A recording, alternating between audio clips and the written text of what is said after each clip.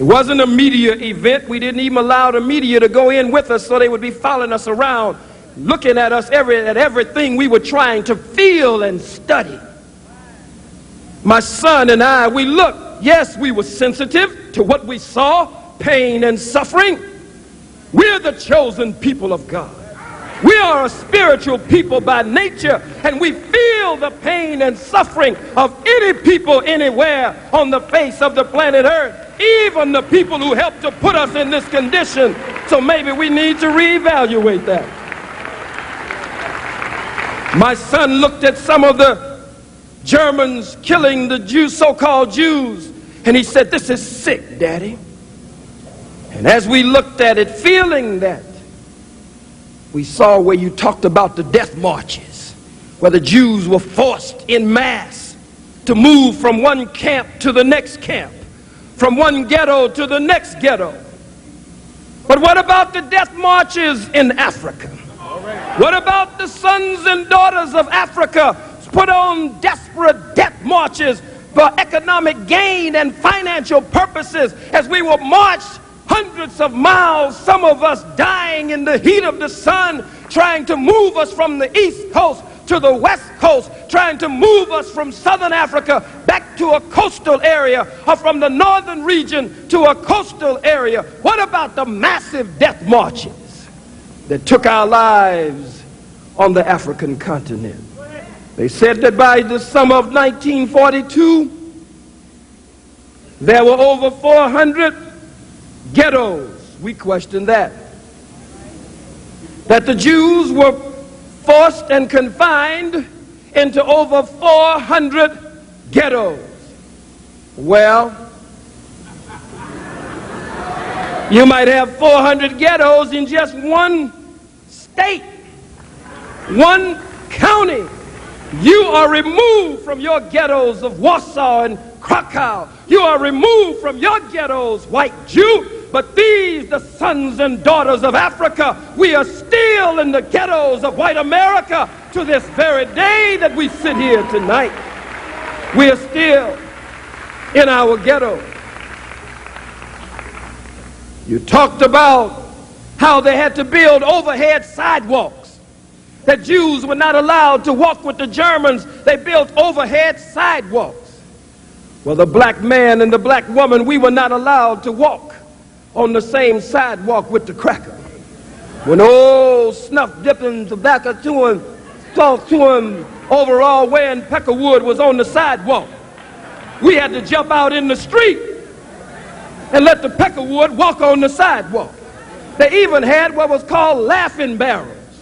If we were talking and something was funny to us, we couldn't even laugh openly. We had to go and open a barrel up. I've seen some of them in Charleston, down in the Carolinas, and stick our head down in the barrel and laugh, so that when we came back up in the presence of white folks, we were straight-faced. Let's look at it.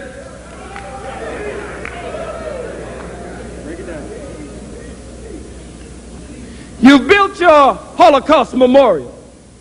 Cost over $200 million. That's what Brother Dr. Brock is talking about. That's what Brother James Cameron is talking about in Milwaukee, Wisconsin, who is working to set up the Black Holocaust Museum there because of what happened to him and all of our people, but him in the summer, the month of August of 1930, where he was with his two friends, 16, 18, and 19, accused of raping a white woman, which they did not do. You've seen the picture of the brothers hanging there. And Brother James Cameron was the one of the three that escaped the hangman's noose. And now he is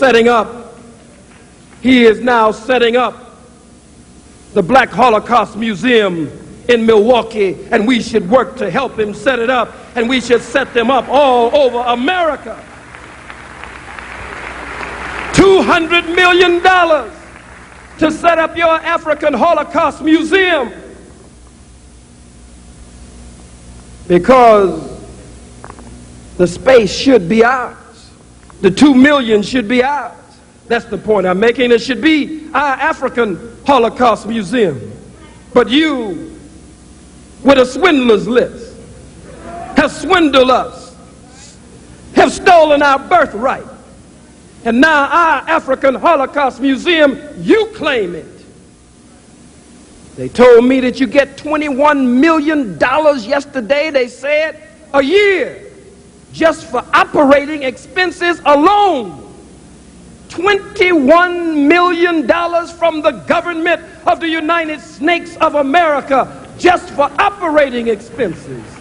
Every year, your Holocaust, you say, took place in Germany, took place thousands of miles from here, but no museum, no Holocaust, no 200 million, no 21 million, not even $1,000, not $1 has been put aside. And our Holocaust took place and is still taking place right here on this soil, here in the hells of North America. You say you were herded away in boxcars. Where's the photo? Bring it around, Brother Steve. You were herded in boxcars. We were brought in the holds of slave ships. You say it was 1619, but white folks do lie. The Most Honorable Elijah Muhammad and the Honorable Minister Louis Farrakhan teach us that we came here in the year 1555. We didn't come on the Nina, the Pinta, nor the Santa Maria, not that way. And we didn't come on the Mayflower. We didn't land at Plymouth Rock. We got hit in the head with the damn rock. We came in the holds of ships to be made burden bearers for white America, stacked and packed like sardines in a can and like cockroaches in a Coke bottle. We lost over 150 to 200 million black lives just in the Middle Passage, just coming over between Africa and America. We have not only experienced a Holocaust, but we have paid a hell of a cost. I didn't come here tonight to be soft at a black Holocaust observance.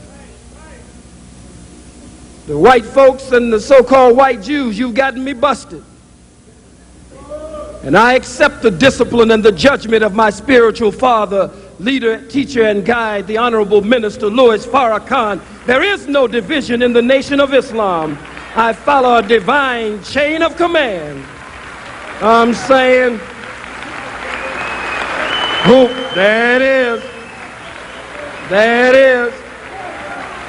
I follow a divine chain of command. But you've gotten me busted. So I'm no longer national assistant, no longer national spokesman, no longer national representative, no longer even a minister in the Nation of Islam. So nothing I say now can you attempt to use against God's man, the Honorable Minister Louis Farrakhan.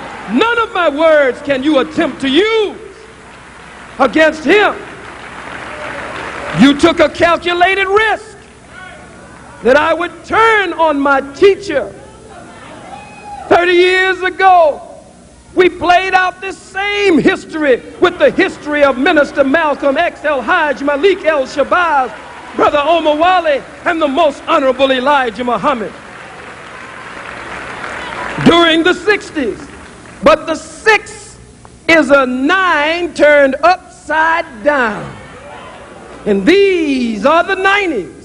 We're going to turn the 6 of the 60s right side up in the 90s and put a positive period behind that history of Elijah and Malcolm. There is no Malcolm without Elijah, and there is no Khallid without Farrakhan. Make no mistake about it.